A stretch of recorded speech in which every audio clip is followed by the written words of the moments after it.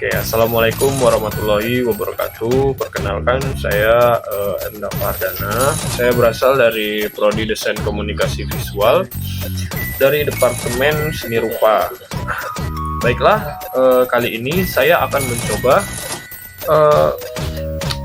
membahas sedikit tentang etika bisnis dalam kewirausahaan. Jadi di saat sekarang ini, kebebasan membuat kita itu lupa dengan segalanya. Kebaikan dianggap seakan tidak menyenangkan, dan hidup tanpa aturan dianggap sebagai sebuah kesenangan.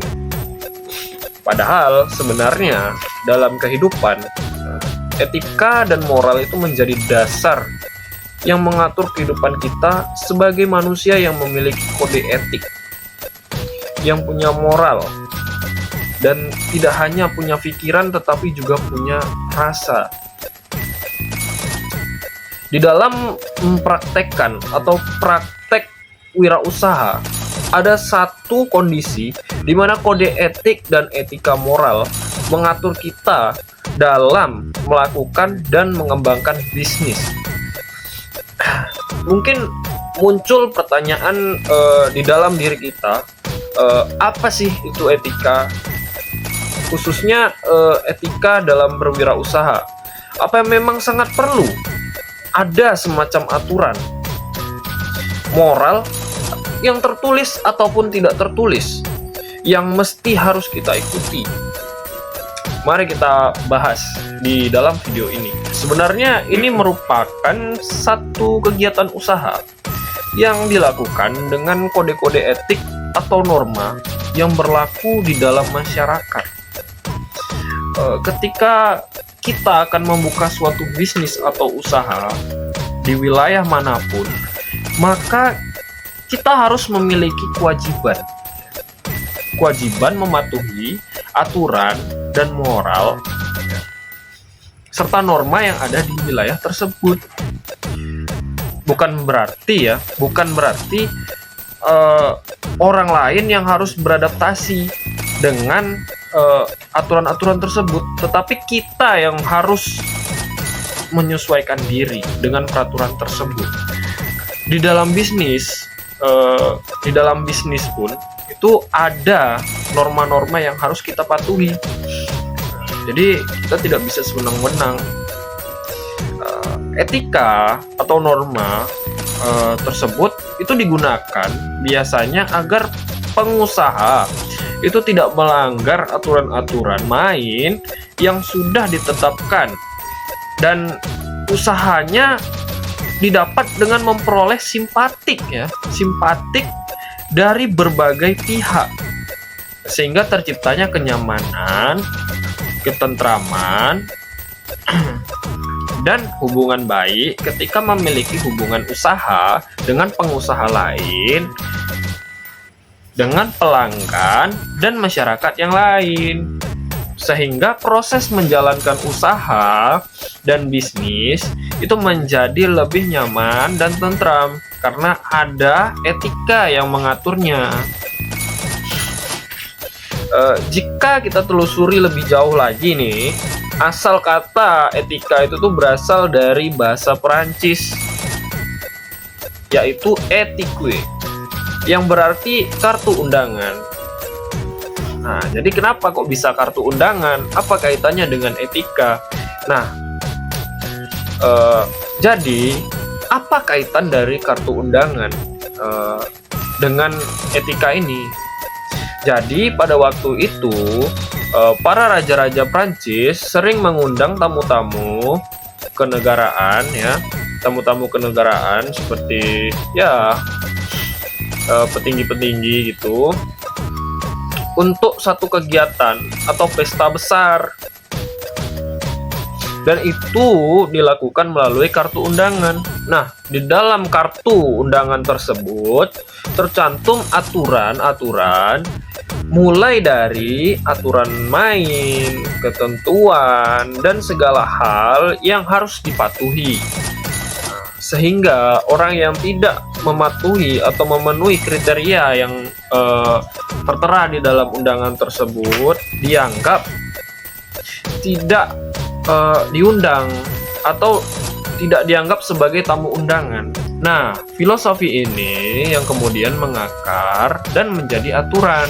Jadi, aturan yang disebutkan di sini bukan hanya aturan tertulis, tapi aturan norma yang berlaku atau yang sudah menjadi budaya di suatu tempat atau wilayah tertentu. Sekarang kita coba analisis lebih jauh lagi nih dalam pengertian yang lebih luas. Etika itu adalah tata cara berhubungan dengan manusia lain, pengusaha lain, dengan produsen lain, dengan masyarakat sekitar.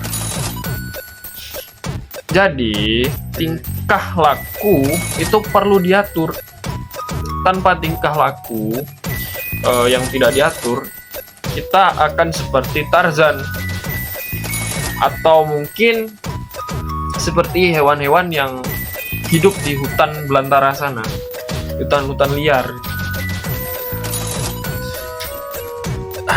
Kehidupan bakal menjadi siapa yang terkuat itu yang bakal bertahan, yang bakal berkuasa. Padahal tidak seperti itu. Nah, tingkah laku itu perlu diatur agar tidak melanggar norma-norma atau kebiasaan yang berlaku dalam masyarakat tersebut. Mari kita lihat bagaimana dengan etika dan norma setiap pengusaha dalam sebuah bisnis.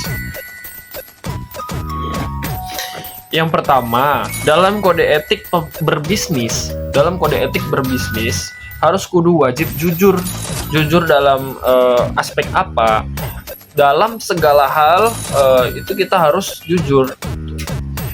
Jika memang kita